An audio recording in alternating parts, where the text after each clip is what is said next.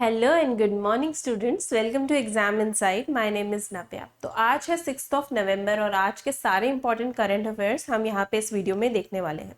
ये सारे current affairs आपके लिए एग्जाम ओरिएंटेड है, एग्जाम के लिए बिल्कुल रेलिवेंट है, तो वीडियो को एंड तक थॉरली जरूर देखना। साथ ही साथ मैं आपको बता दूं कि अगर आप अपनी जीत की तैयारी को और पक्का करना चाहते हो तो हमारे टेलीग्राम चैनल को अभी जाके ज्वाइन कर लो, लिंक डिस्क्रिप्शन बॉक्स में दिया हुआ है। वहां पे हम रोज नए नए क्विजेस डालते हैं जो इंटरेस्टिंग होने के साथ साथ एग्जाम के लिए बहुत ज्यादा इंपॉर्टेंट होते हैं। तो फटाफट से अभी जाके हमारे टेलीग्राम चैनल को ज्वाइन कर लो, क्योंकि रिक्रूटमेंट अलर्ट भी सबसे पहले आपको हमारे टेलीग्राम चैनल पे ही मिल जाता है। चलो अब आज के वीडियो पे वापस आते हैं। 6 नवंबर के सारे इंपॉर्टेंट करंट अफेयर्स हम यहाँ पे देखेंगे। ये करंट अफेयर्स एग्जाम के लिए रेलिवेंट, क्विक एंड शॉर्ट होते हैं। फटाफट से सिर्फ हम मुद्दे की बात करते हैं, एक्स्ट्रा नो बातचीत, ठीक है। अब आज के करंट अफेयर देखने से पहले पिछले करंट अफेयर्स को रिवाइज कर लेते हैं, यानी कि लास्ट डे के करंट अफेयर्स को रिवाइज कर लेते हैं। पहली हेरिटेज ट्रेन ऑफ गुजरात को पीएम मोदी जी ने यहाँ पे हरी झंडी दिखा दी है। गुजरात में कहाँ पे? गांधीनगर में इसको हरी झंडी दिखा दी गई है। वहीं पे अगरतला और अखौरा जो कि क्रॉस बॉर्डर रेल लिंक है, इसका सक्सेसफुल ट्रायल रन यहाँ पे कंप्लीट हुआ है और ये एंटर कर गया है त्रिपुरा में। आपको बता दूं, अगरतला इंडिया में है, अखौरा बांग्लादेश में है। यहाँ पे इनका क्रॉस बॉर्डर लिंक हो रहा है। मतलब इसका मतलब होता क्या, देखो बेसिकली एक कंट्री दूसरी कंट्री में अपना जब माल भेजती है, इंपोर्ट एक्सपोर्ट करती है, तो वो अभी तक हम एयर के थ्रू करते थे। बट अब क्योंकि हमें अपने ट्रेड को, अपने जो व्यापार है हर कंट्री के साथ में बूस्ट यानी कि और स्ट्रॉन्ग करना है, तो अब हम इसके लिए वाटरवेज और रेलवेज का भी यूज कर रहे हैं। तो यहाँ पे अगरतला अखौरा यानी कि इंडिया और बांग्लादेश में जो माल बेचना, इंपोर्ट करना, एक्सपोर्ट करना है, उसके लिए जो रेल लिंक है, क्रॉस बॉर्डर रेल लिंक, इसका सक्सेसफुल ट्रायल रन यहाँ पे कंप्लीट हुआ है, ठीक है। लियोनेल मेसी ने बेलॉन डियोर 2023 अवार्ड जो है वो जीता है। ये सबसे बड़ा फुटबॉल का अवार्ड होता है। लियोनेल मेसी ने इसको 8th टाइम जीत करके एक रिकॉर्ड यहाँ पे क्रिएट कर दिया है। लियोनेल मेसी कौन से कंट्री के फुटबॉल प्लेयर है? ये अर्जेंटीना के फुटबॉल प्लेयर है, ठीक है।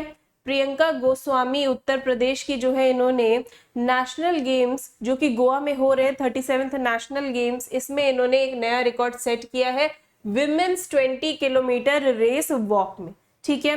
7 इंडियन स्टेट्स और 2 यूनियन टेरिटरीज नवंबर 1 को अपना फॉर्मेशन यानी कि स्थापना दिवस मनाती है। यूनियन टेरिटरीज कौन सी है? लक्षद्वीप एंड पुडुचेरी। वहीं पे छत्तीसगढ़, मध्य प्रदेश और भी बहुत सी यानी कि 5 स्टेट्स और हैं जो यहाँ पे 1 नवंबर को अपना जो है फॉर्मेशन डे मनाती है। मोस्टली सबकी जो डेट्स है ना वो यही है 1956 1 नवंबर। लेकिन जो छत्तीसगढ़ है, जो पहले मध्य प्रदेश का पार्ट था, उसने वो जो है वो 2000 में निकल करके मध्य प्रदेश से बाहर आया है और छत्तीसगढ़ एक अलग से स्टेट बन गया था 2000 में, ठीक है। वर्ल्ड वीगन डे हर साल 1 नवंबर को मनाया जाता है। इस दिन वीगन लाइफस्टाइल को प्रमोट किया जाता है और इसके बेनिफिट्स आपको बताए जाते हैं। वीगन क्या होता है? वीगन बेसिकली एक ऐसी लाइफस्टाइल होती है जिसमें हम सिर्फ प्लांट बेस्ड फूड खाते हैं, यानी कि no dairy product, no meat, fish, nothing, यानी कि कोई भी एनिमल प्रोडक्ट्स यहाँ पे यूज नहीं होता है। ये वीगन होता है, सिर्फ प्लांट बेस्ड फूड यहाँ पे खाया जाता है, ठीक है। सॉरी। विजिलेंस अवेयरनेस वीक 2023 30 अक्टूबर से 5 नवंबर 2023 तक मनाया गया। अब इस अवेयरनेस वीक में क्या ध्यान दिया जाता है? इसमें ध्यान दिया जाता है करप्शन के बारे में, कि करप्शन किसी भी नेशन के लिए कितना ज्यादा घातक है, इसके बारे में अवेयरनेस फैलाने के लिए इस वीक को मनाया जाता है। क्लियर?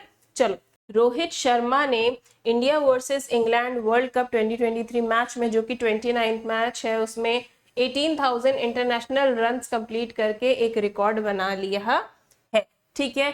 इंडियंस अब थाईलैंड में बिना वीजा के विजिट कर पाएंगे नवंबर 10 2023 से मई 10 2024 तक। ये परमिशन थाईलैंड ने दे दिया है इंडियंस को कि वो जा करके वहां पे विजिट कर सकते हैं विदाउट वीजा इस टाइम पीरियड में।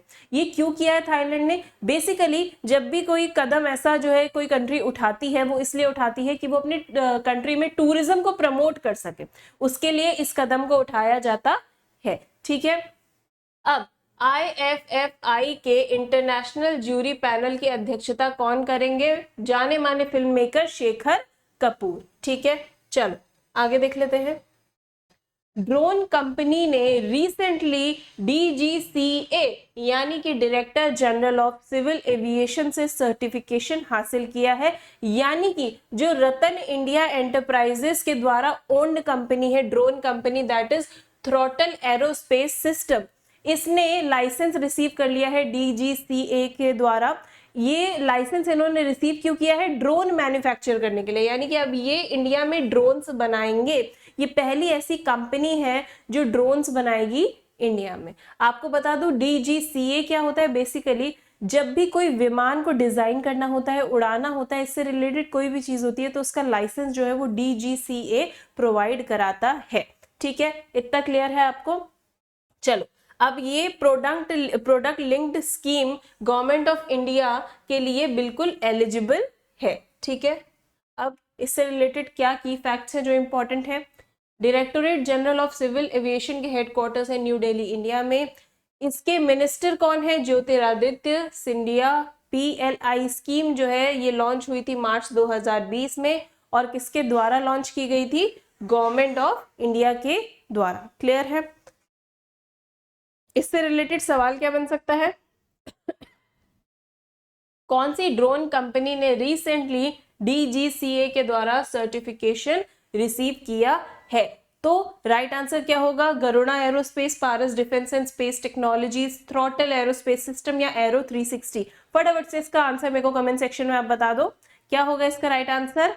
तो A, B, C या D में से राइट आंसर होगा option number 3, that is throttle aerospace system, जो कि रतन टाटा द्वारा ओन्ड कंपनी है। ठीक है, चलो। डेविड विली ने 33 इयर्स की एज में इंटरनेशनल क्रिकेट से रिटायरमेंट अनाउंस किया है। इन्होंने रिटायरमेंट की घोषणा की है। ये इंग्लैंड के क्रिकेट प्लेयर है, 33 इयर्स इनकी एज है। अब इन्होंने रिटायरमेंट इंटरनेशनल क्रिकेट से ले लिया है। ठीक है, इन्होंने अपना डेब्यू किया था 2015 में। ये इंग्लैंड के क्रिकेटर है। इन्होंने अभी तक 70 ODI और 43 T20 इंटरनेशनल मैचेस खेले हैं फॉर इंग्लैंड। ठीक है, इन्होंने ODIs में 94 विकेट्स लिए हैं। ठीक है, क्लियर? चलो, इससे रिलेटेड सवाल क्या बन सकता है? कौन से इंग्लैंड के क्रिकेटर ने अपना रिटायरमेंट अनाउंस किया है वर्ल्ड कप 2023 के बाद में इंटरनेशनल क्रिकेट से? तो मोइन अली, आदिल रशीद, डेविड विली या फिर Joe Root, which one is the correct answer? Option number A, B, C या D। सो राइट आंसर क्या हो जाता है आपका? David Willey. इन्होंने 33 इयर्स की एज में अपना रिटायरमेंट अनाउंस कर दिया है। ठीक है, चलो आगे देख लेते हैं। फास्ट बॉलर जिन्होंने 100 विकेट्स लिए ODI क्रिकेट में, वो कौन है? पाकिस्तान के शाहीन अफरीदी। इन्होंने ODI क्रिकेट में 100 विकेट्स लिए हैं। ये अचीवमेंट इन्होंने कब पाई है? ये अचीवमेंट इन्होंने बांग्लादेश के अगेंस्ट जब ये खेल रहे थे तब इनको ये अचीवमेंट मिली है। इन्होंने 100 ODI विकेट्स लिए हैं अपने 51st ODI मैच में। इसके पहले ये जो रिकॉर्ड है ये मिचेल स्टार्क के नाम था, जो कि ऑस्ट्रेलिया के क्रिकेटर है। वहीं पे अब ये किसके नाम है? पाकिस्तान के अफरीदी के नाम। ठीक है, चलो आगे देख लेते हैं। कौन बन गए हैं फास्ट बॉलर जिन्होंने 100 विकेट्स लिए हैं ODI क्रिकेट में? तो राइट आंसर क्या हो जाएगा? राशिद खान, शाहीन अफरीदी, जसप्रीत बुमराह या कुलदीप यादव। बताओ option number A, B, C या D, which one is the correct answer? तो राइट आंसर क्या हो जाएगा? Option number B। क्लियर? चलो नेक्स्ट देख लेते हैं। बेसबॉल वर्ड रिसेंटली डिक्शनरी में ऐड किया गया। अब ये वर्ड है क्या? चलो देख लेते हैं।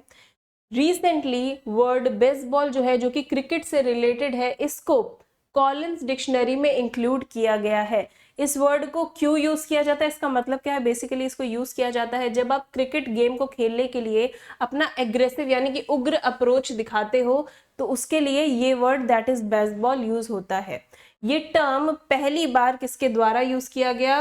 एंड्रयू मिलर के द्वारा। जब ब्रेंडम मैकलम को इंग्लैंड टेस्ट टीम का कैप्टन बनाया गया, तब उसके डिस्कशन में ये वर्ड आया है। ठीक है, चलो आगे देख लेते हैं। कौन सी डिक्शनरी में वर्ड बेसबॉल जो कि क्रिकेट से रिलेटेड है रिसेंटली ऐड किया गया है? ऑक्सफोर्ड, कॉलिंस, वेबस्टर या इनमें से कोई भी नहीं? बताओ। Option number A, B, C या डी? सो राइट आंसर क्या हो जाएगा? Option number B, that is Collins. Clear? चलो आगे चलते हैं। झारखंड गवर्नमेंट ने 16,000 करोड़ हाउसिंग स्कीम को मंजूरी दी है। अब इस स्कीम के अंतर्गत क्या होगा? इस स्कीम के अंतर्गत 8 लाख घर दिए जाएंगे, पक्के घर दिए जाएंगे पुअर पीपल को। कितने वर्थ है इसकी? वर्थ है 16,320 करोड़।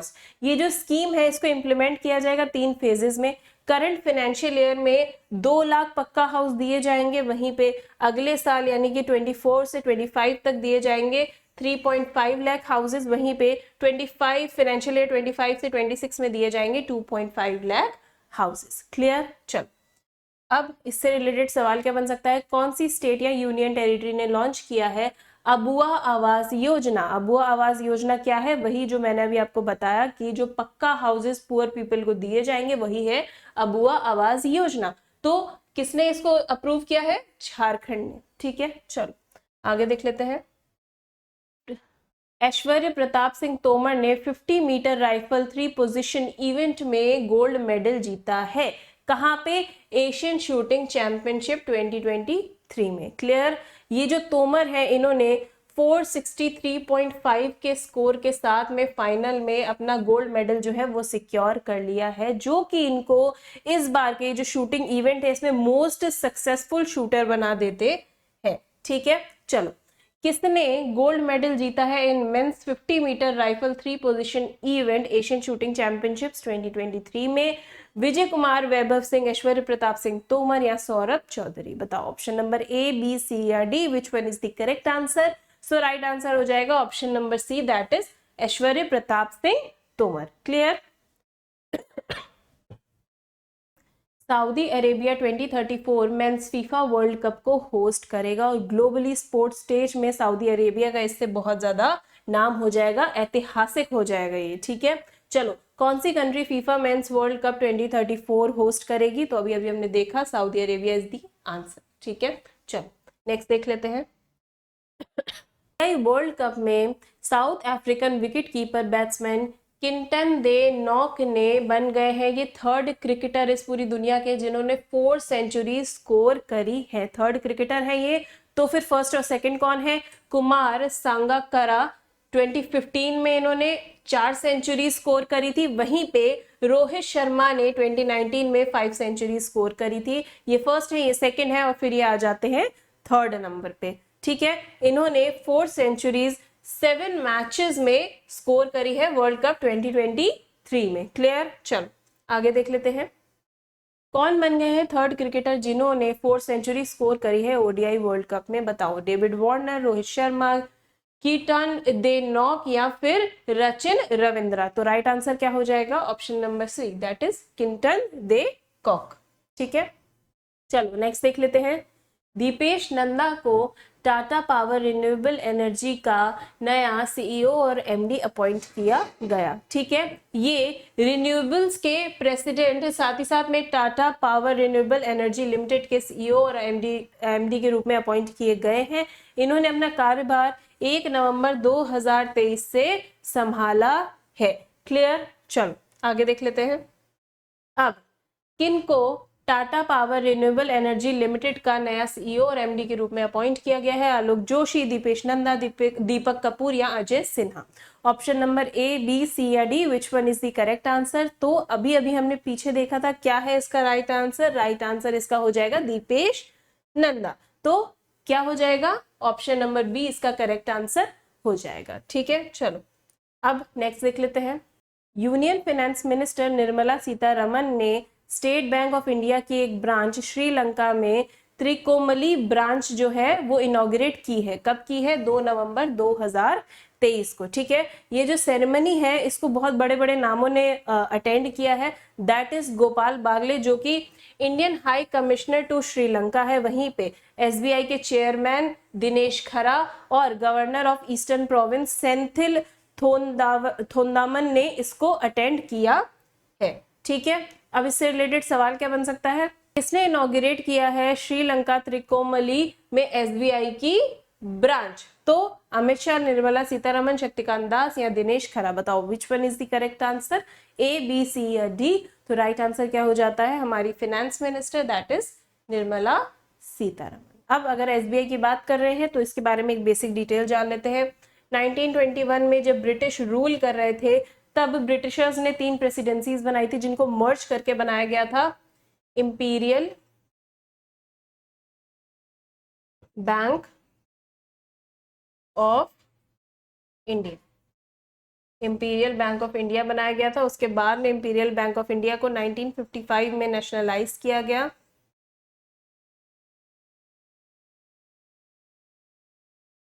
नेशनलाइज करके इसको क्या बनाया गया, ये बन गया आपका स्टेट बैंक ऑफ इंडिया। क्या बन गया, नेशनलाइज करने के बाद ये बन गया state bank of India. Clear?